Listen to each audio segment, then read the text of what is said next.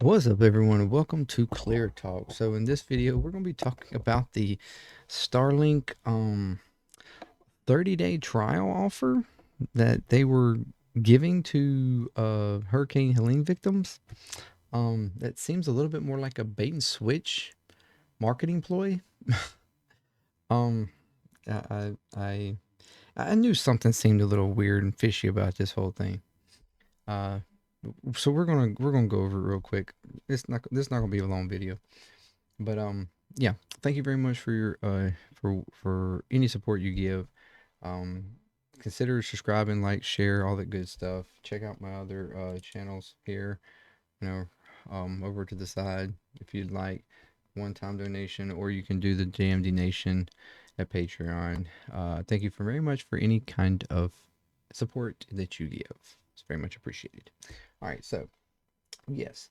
Um, So when this first, it sounded weird to me that, it's like giving free internet. I'm like, okay, well, that's interesting. I mean, I don't really know how they're going to do this, but I mean, and then you hear about, him trying to drop what sounded to me like they were trying to drop kits and stuff into the areas, hit by, especially like in North Carolina. I mean, yeah, North Carolina and stuff. And it's like, but the FEMA was trying to, was like telling them they couldn't drop there. There's this, you have to have certain airspace stuff and all this kind of. I mean, it's like, there's search and rescue issues, stuff going on, and things have got to be coordinated properly, and all. It seems all kind of weird, and um, but I'm like, what is it? What is that even? What are we talking about here as far as just like trying to get internet to these people? Anyways, for starters, there's no electricity in a lot of the places. And Starlink needs electricity for one. So, like, unless you're like setting it up for communications at like a hub area, like somewhere that everybody can come to get connection, or to have a free Wi-Fi like area, like maybe where they come to pick up supplies or something from FEMA, or whatever, different agencies that they can pick up stuff from. But it just didn't, um like, that's the only thing that made sense. Like, I didn't really. Anyway, so here's this article here, though. um Says no, Starlink actually isn't actually free for Hurricane Helene victims. It's a 30-day trial, right? So it's a 30-day trial on the service. Elon Musk's 30-day offer for free internet, Starlink internet, on the thousands of displaced and disconnected Hurricane Helene victims isn't as good as it sounds. First reported by the Register and Gizmodo earlier this week, the free internet trial, Starlink trial, is more like a classic marketing ploy than a legitimate option for disconnected residents. The offer doesn't include the satellite internet's required hardware, which is the terminal kit, the you know satellite dishy kit. That's $350 kit. And at the end of the 30 days, customers could be auto enrolled in the $120 per month subscription. Okay, I know about this. I have Starlink. All right, I have my dishy out there. It cost me a little over 300 in my location. It was 300. Different price, different locations across the nation, and well, world, really. All the areas it is you can get Starlink. The prices vary depending upon demand and like regional, like, connection to the hub and stuff, like the ground hub and whatnot, like how many connections are there or available. It's like there's different prices. I think it's a little weird, but that's the way they do it. Um, it seems a little messed up because there's some places that you can get it for like 200, and there's some places that are three, some places that are 350, 400, depending upon where you are.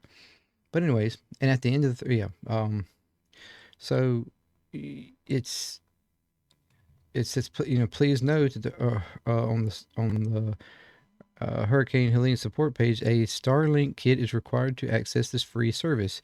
If you do not already have a Starlink kit, you will need to purchase one from, Starlink.com residential or an authorized dealer like Best Buy or Home Depot.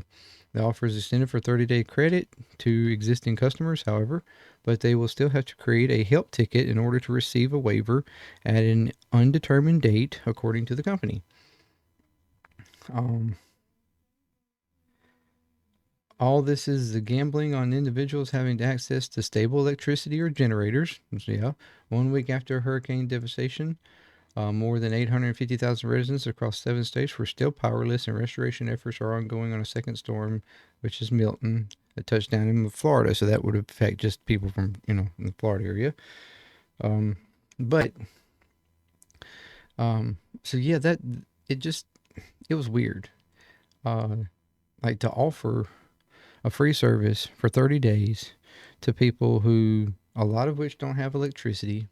Now, granted, this spanned a whole large area. I mean, there's probably even going to be a lot of people who may not have really even had much effect from, I mean, everybody, I think, to some degree had effect, but like, some more than others. And uh, there's going to be some of that area, though, where people probably do have electricity and they might even have Starlink and it'll be fine for them. But for those that don't have it, like you're not really doing anything for them.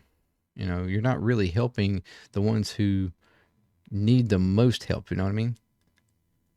Who would actually need this? Who would need to, have communication or whatever? You really can't help them this way. It doesn't really work. Um, but it does go on to say, despite the company's promotional bait and switch, Starlink's emergency services are helping humanitarian efforts, with the federal government deploying emergency Starlink satellites and dozens of ground devices to support relief organizations in the region. So, there's probably some relief organizational trucks and stuff like that that might have a mobile Starlink device, dishy on their vehicles or whatever, and those have been, those are working. They've been, you know, they've lended a lot of them for emergency reasons. So that's good. I mean, that makes sense. But on Tuesday, Starlink announced it was unlocking direct-to-cell satellites, which enables SMS text messaging for T-Mobile users ahead of Hurricane Milton. Um, so, I mean, that also is uh, a pretty good thing, I guess. I don't know exactly how that works.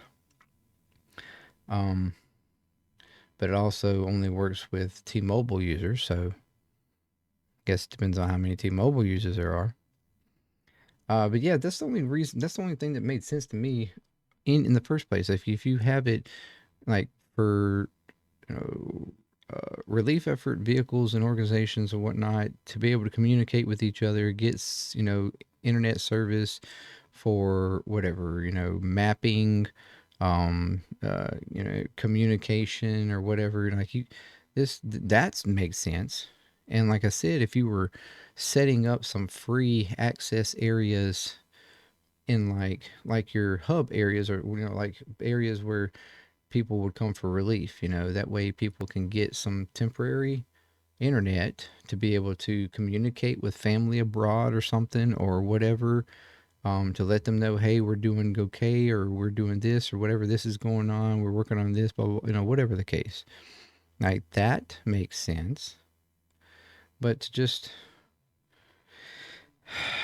but to give the so-called free service, it only works for people who actually have Starlink to begin with. Like, it's only really beneficial to them. If you don't have Starlink, then you've got to turn around and purchase. You got to use funds to purchase it. It has to be brought. Then you've got to get the equipment somehow. I'm pretty sure. You know, uh, postal services are not probably working the best in the world in certain areas. And then of course electricity is an issue. And it has to have electricity run. So that the whole idea didn't really make sense. And it does feel like sort of this marketing ploy, a kind of bait and switch kind of thing, to get you to try to go ahead and purchase something or whatever, assuming you can even get it, and then assuming you can connect it within 30 days, depending upon when you can get electricity back, when you can actually get the unit. I mean, I guess that's the airdropping they're attempting to do to some people. Um,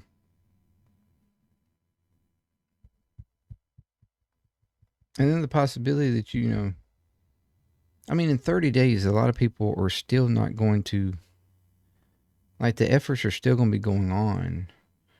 Clean up, you know, rebuilding. I mean, I don't know. It just seems a little odd. It seems a little weird. Seems kind of scammy. And,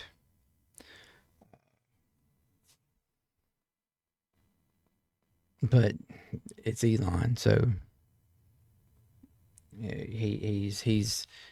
he's like a more successful Trump. Uh, I don't know. Let me know what you think. It seems a little weird to me, a little crazy. Do you think it's a good idea? Do you think it was deployed correctly, or is it working out? Does it make sense? Does it seem a little scammy? I don't know. It seems a little scammy to me. Anyways, thank you very much, and till next time. Clear talk. Peace. I'm out.